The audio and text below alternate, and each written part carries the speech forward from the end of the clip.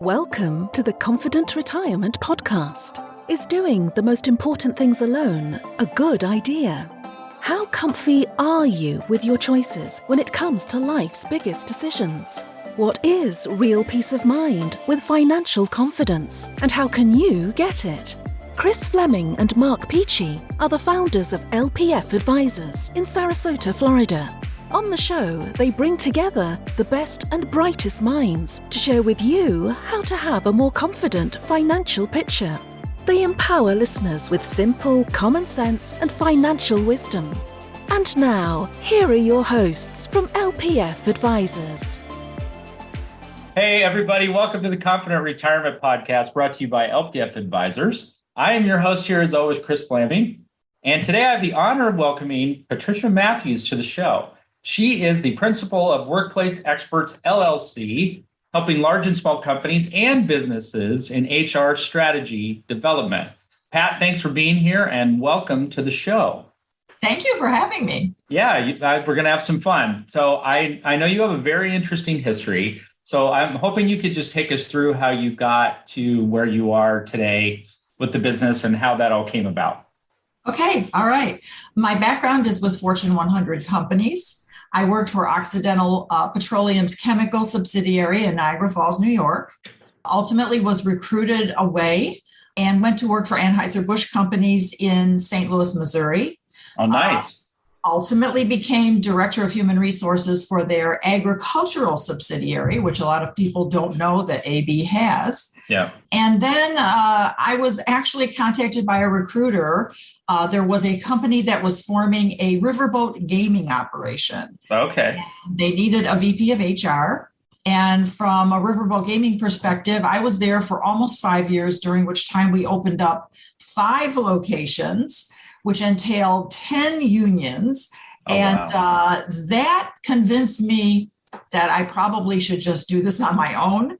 So in 1999, I decided to start my own HR consulting practice. And it was pretty easy in St. Louis because I was very well known. Okay. For the companies at which I worked. And then moving to Sarasota was a bit more challenging. Initially, my clients were in St. Louis. Ultimately, I began to find clients here in the Sarasota-Manatee area and then throughout Florida, and it just grew from there.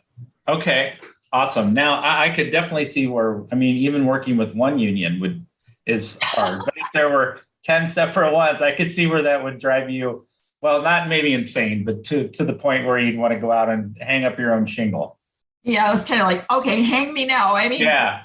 My husband and I were on vacation in Sarasota, and he said, Pat, this job is going to kill you. Yeah. He said, you can't be flying all over the place, negotiating contracts, working. I had a good relationship. It's just 10 union contracts was a lot. Yeah, a lot of personalities there. Yeah, a lot of A types also, I'm sure. So that you bring up an interesting question. So if you could go back in time and tell the younger Pat something, give the younger Pat some advice, something that you wish you knew then that you know now, what do you think that would be? It would be, I should have started my consulting practice earlier than I did. Okay. All right. Yeah. And I think we've established why that would be important. All right. So is there some areas of your business that you personally get the most enjoyment out of? Yes. As a matter of fact, I really enjoy doing HR audits. There are not a lot of HR people who do HR audits because they're not compliance audits, they're process audits. Yeah, right. So I really enjoy that. I really enjoy what we call organization development work, which means doing employee surveys, going in and trying to find out what the level of engagement is in an organization. And then I would say I even enjoy the smaller projects where, for example, yesterday I had to go and terminate an employee for a client who has an office here, but they're based in another state. Okay. All right. So that you act in that capacity if they need that. Yes, absolutely. And I take great pride in doing it because I'm representing an organization and I want to do the termination in the most professional, fair, but firm way. All right. So what do you see as a common misconception that a company might have in working with your business or working with you? some things that, I don't know, some misconceptions they have or some crazy things? Well, first of all, they think of HR as paperwork. Right. So let's just push the paperwork, which we call transactional HR. And that isn't what I'm about. I'm more about strategic HR. So the misconception typically is they'll call me with an issue that doesn't really require a lot of expertise. So I have to try to help them to think about it strategically. And a good example is what happened yesterday. I mean, was this a good decision? I worked with them for 2 days prior, on and off, not continuously, to come to a conclusion. Is this the right decision? And should you make it now? And the answer was clearly yes. Yeah. And I also think some employers assume I will come in and wave my magic wand, and all their issues with absenteeism and accountability and motivation will just magically go away. I have been asked to come in and teach employees how to be better motivated. Sorry, you can't teach that. It's an inherent quality that can be drawn out by the company's culture. Right. That's very well said. And I think what you mentioned there about, was it a good decision and was it right to do it now? Not knowing any of the circumstances, but so many times the business owner probably knows it's a good decision and they need to do it now, but they just are reluctant to do it because it's uncomfortable. Yeah, very much so. And so like most of us do, if it's an uncomfortable choice, you just put it off and then hope it goes away. Right, until that final button is pushed. And then the employee's been working for you for 10 years, and now they're over age 40. Yeah. And you've never given them a bad performance review, and they've just pushed your last button. And so you want them out the door. Yeah. And you call me, and I come in and say, well, Chris, you can't do that right now. Let's work through this. Yeah, and they probably contributed negatively to your culture during that whole time frame too. Oh yeah. I think that's what people miss on. So why don't you give me a description or tell me like a typical or an ideal business that you work with? Really, the ideal business is anywhere from, I would say up to, let's say up to 300 employees. But I have worked with much larger operations, but ideally up to 300, typically up to 100 because they can't afford a full-time HR person. Or if they have one, it's more or less the transactional HR person who's there to kind of process paperwork. So that's an ideal organization because I feel I can bring them some strategic viewpoints that they may not have considered prior to me coming in. Okay, so making how they do things better right now, and then maybe preparing them for the next leap up in growth. Okay. So walk me through the steps that you usually take a client through when they engage with you. Well, it really varies depending upon what you want done. But let me use it. Let's say we'll use that example, but then let's say they wanted you to do like an audit. Okay, all right, that was my favorite. That's my favorite. Okay, so what I do is I come in and I will share with them exactly what the process is. So there's full transparency. They know exactly what I'm going to look at. And what I do in an HR audit is I look at every aspect of the employee experience. That's a great term right now, which means how do you treat your employees and what processes do you use from the time you interview a potential employee to the time they're hired, and then they're trained, and how are they paid, and what kind of handbook, what kind of policies and procedures do you have in place, all the way through termination. How is that done? What is the process? And I love doing HR audits because I can point out to them where there are areas in the way an employee experiences their company that definitely could use improvement, and certainly right now help with retention. All right. I feel like you're reading my mind. Every answer that you're giving me is kind of leading into the next question. So we are really in sync here. Really in sync, Pat. So I have ESP. That's my other. Oh, good. All right. Well, I only have ESPN, but so I don't have ESP. Okay. So based on what you said there, then let's say you identify these areas of improvement. All right. And your client agrees. Yep, Pat, we need to do that. I've been thinking about that, or I didn't think of that. I agree with you. How do you get them to buy into the improvements that they need to make? Because in a lot of cases, those are probably going to require some change and some communication, and it might even be kind of uncomfortable. So how do you get them to move into the implementation part? Okay, so that means that during my audit, I will work with maybe the heads of different departments or various supervisory groups, because I want to find out what their experience is of the company. I mean, how well is a certain policy working for them? Because oftentimes, and Chris, it's amazing how many times you find this, someone will have a policy manual that they basically stole from another organization. Oh, right. I've even read policy manuals that have the name of the other organization still in it. They didn't even change that. Right. Then I find out from the supervisors that, they want us to write them up every time. And sometimes I don't agree with that.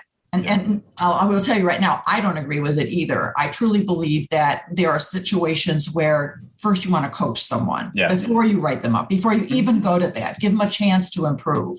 But there'll be policies in the handbook, which by law, you are required to follow. But I find that since the supervisors don't like them, they don't follow them. So it's great to work with a team. Well, my goal always is to get the management team or supervisory team to take ownership of the process. Okay. So it's not just Pat coming in and pointing out all these things. It's working with their teams to help them to buy in. Yeah. Okay. Well, and hopefully the employees have respect for those people that are implementing this stuff. I guess that would be really hard if you found out that you have a bunch of people that don't respect the supervisor or the person. So that would be tough. And I bet that would be tough in implementation. It can be. That's why I prefer to work with more than one, because, and that way, if it's a 5-person team and one person is not regarded very well, but the other 4 are, I think employees are far more likely to embrace it. Okay, so let's do like I don't want to call it a lightning round. Like I think you have to be fast, but I'm gonna give you kind of a common area of improvement. I saw you had a lot of them really helpful there on your website. So a common area of improvement that you regularly identify in companies, and then you kind of give me the first thing that comes to mind that often helps to fix or address that issue. Okay. All right. So let's start with retention. Okay. That really starts with recruitment. Okay. You have to be really sure that the individual you select for the job is a good fit, not just for the job itself, but for your culture. Is this going to be a good fit? Okay. Because what I see from a turnover perspective is, and you can look at data, most of the recruitment occurs within 2 to 3 years of hire. And it's usually because the person goes in, I could tell you a long joke about this. That's really funny. But anyways, goes in and finds out that the heaven on earth you presented to them is not really what they're going to experience once they get once they start working for your company. Okay. All right. So it's kind of like a bait and switch almost, or you painted a really rosy picture and it wasn't a rosy picture. Okay. So how about absenteeism? Okay. Oftentimes absenteeism is a lack of enforcement of the attendance policies by certain managers and supervisors. You hit the nail on the head earlier. They're just afraid to address the issue. Yeah. Sometimes absenteeism can be resolved if you find out what the real reason is. I experienced that myself in business. I've had employees who were not good with their attendance. So I sit them down and I say, okay, what do I need to know? I need you here on a regular basis. I need to know I can count on you. What am I missing? What do I need to know? And I'll give you an example. In one instance, the young woman I was talking to who was on my staff said that she was having a terrible time getting reliable childcare. I said, what do you need to get this accomplished? She said, I need like 3 days off so I can find a good person. I said, then take your 3 days off. But after that, I would expect that you will be here on a regular basis. And she was. Okay. All right. Yeah, that's great. I love the example there. Okay. How about improvements in collaboration? So people who have good ideas, but they want to keep them to themselves, either because they think it'll help with their advancement or they don't trust their coworkers. So how do you do that? Right. Sometimes, and I won't say every time, but sometimes that's a reward and recognition process. I've helped many clients implement a reward process where basically they're saying, hey, come to us with your ideas. And if we implement the idea, because we aren't going to implement all of them, then you will be rewarded. And they actually have, it's a formal process to do that. So you want to make sure people are rewarded for what they do. And honestly, Chris, there are managers out there. I worked for one early in my career that took credit for everything that I did. And there's nothing more demoralizing. And then all you want to do is either leave the company or get transferred to a different department. That's really difficult. So if the leadership team says, no, we want those ideas, because suggestion boxes, remember when they used to have those? Yes. You find like gum wrappers in them and things like that. People they don't work. But if you reward them, that makes a big difference. Okay. Incentives work.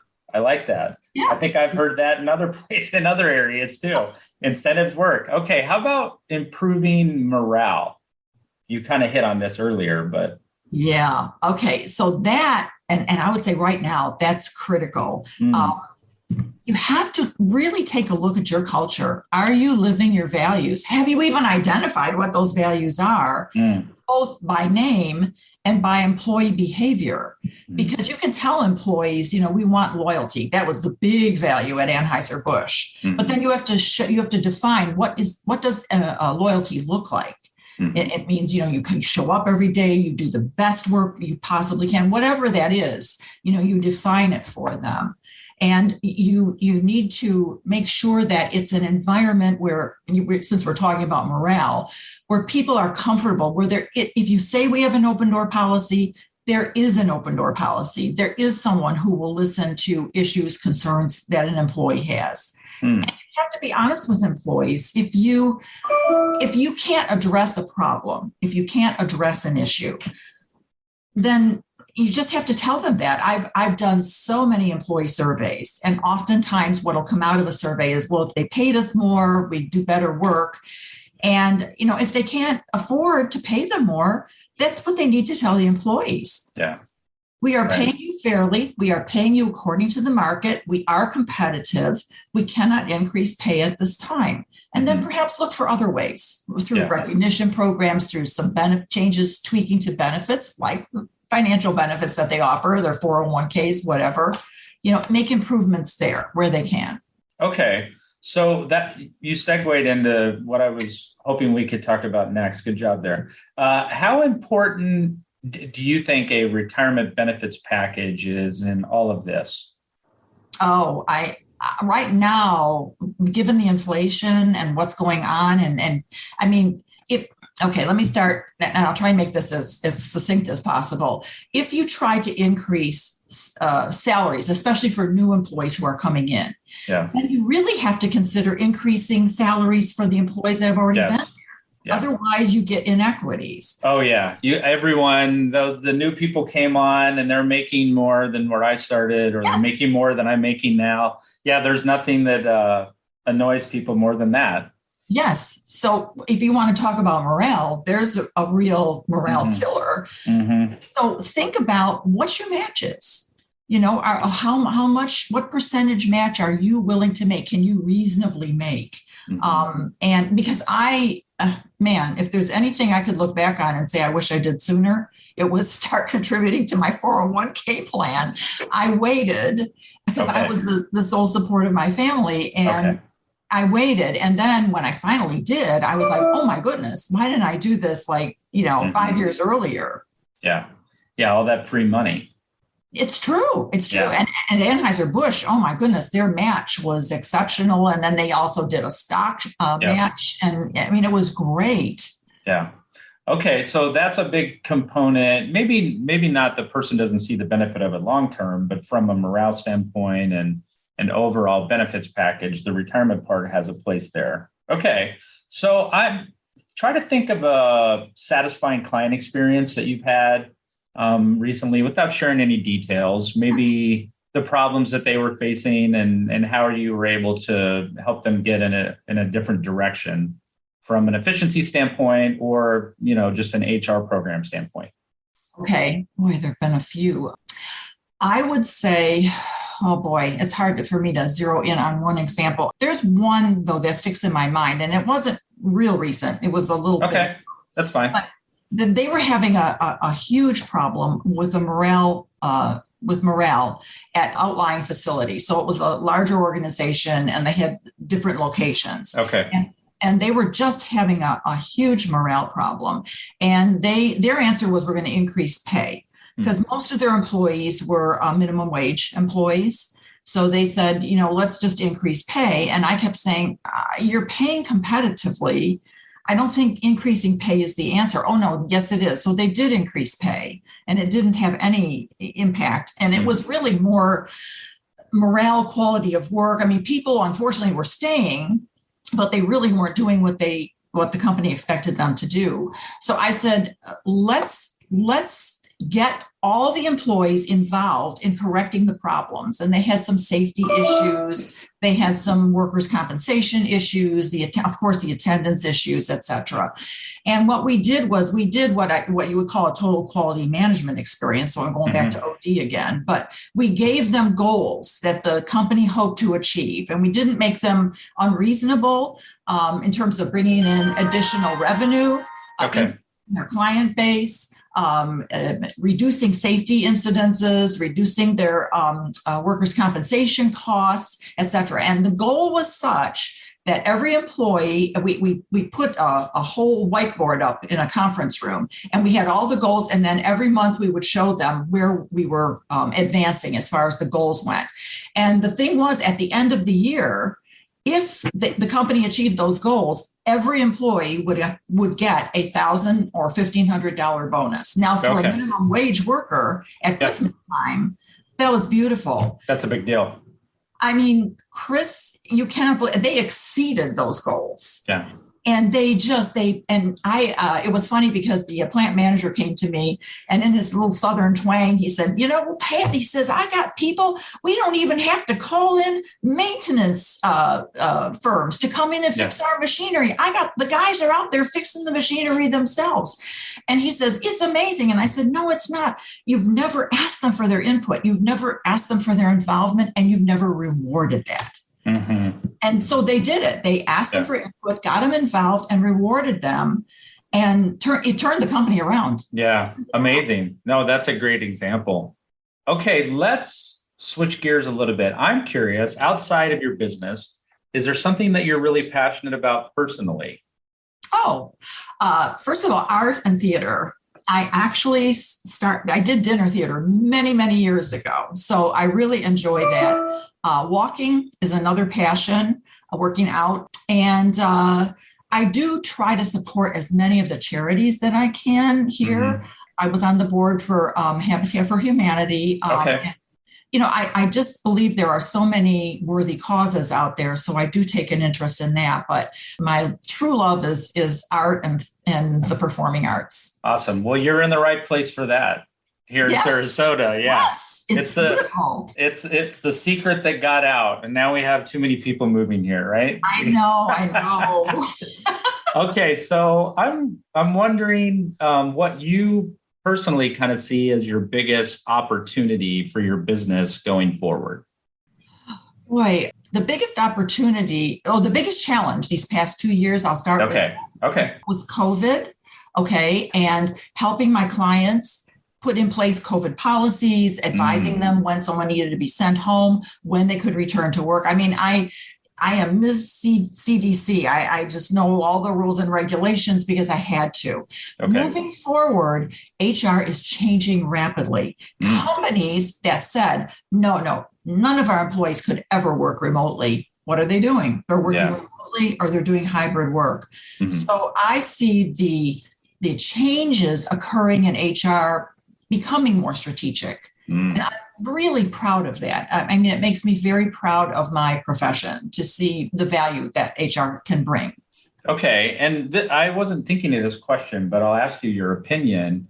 Do you think that the hybrid models or completely remote, do you think that that's probably workable for any type of business? Or do you think it's probably more geared for certain industries or certain businesses that can do that more easily? It is truly geared toward certain businesses and certain industries. I mean, if you think about a restaurant, a retail store. Right.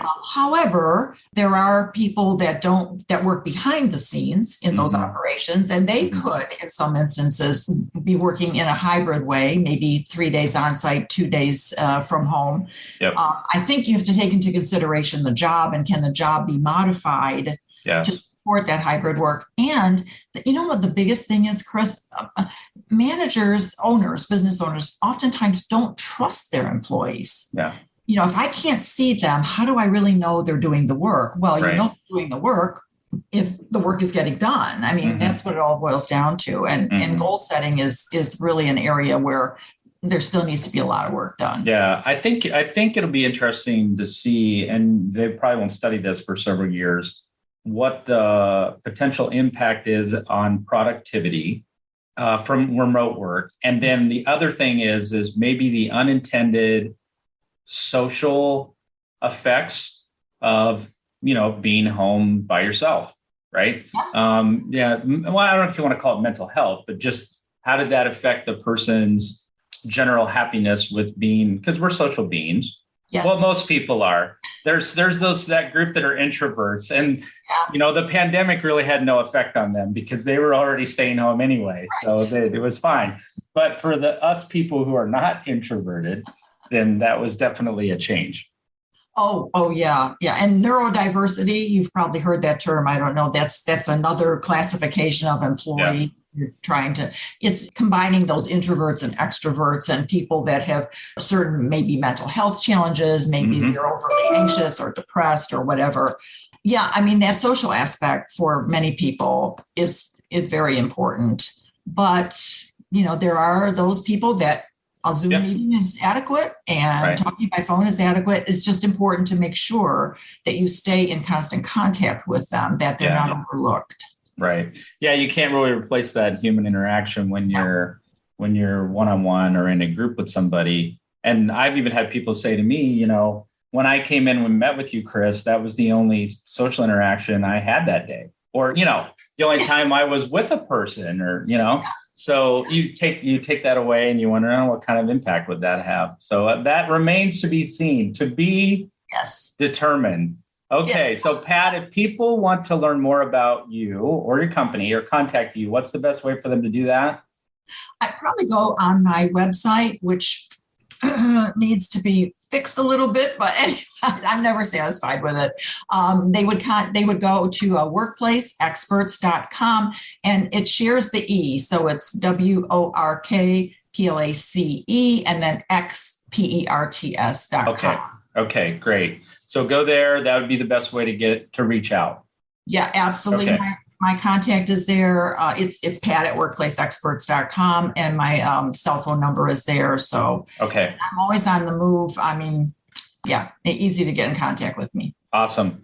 All right, Pat, listen, I want to thank you for coming to the show today, for being here, making an appearance. It's been a true pleasure to interview you. This was very informative and insightful. And I want to thank everybody for listening and watching the Confident Retirement Podcast, brought to you by LPF Advisors, where we are raising the retirement confidence of everyday people to another level, one show at a time. Thanks for tuning in and listening. Take care. Be well. Thanks, Pat. Thank you. You've been listening to the Confident Retirement Podcast with Chris and Mark from LPF Advisors. For more information on them and retiring confidently, please visit lpfadvisors.com. If your ears are pleased and your mind is now at ease, do share the program with your friends and subscribe wherever podcasts are found.